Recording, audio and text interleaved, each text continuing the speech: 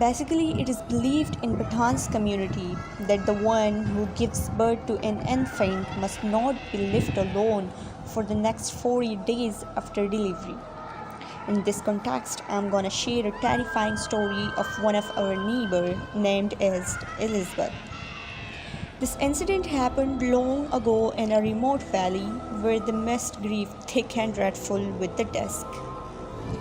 As per described by her, it was a stormy night and light was entering the room through the window. When she was lying in her bed, beside her was her 15 days old baby named as Yazdan. It was around 1 am when she woke up suddenly and she saw something that was approaching her. It was so dreadful that a while later she was completely unconscious.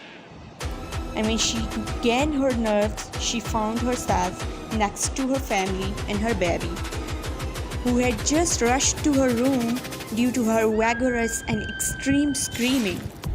Today, after so many years to this incident, she still narrated with the full zeal and zest.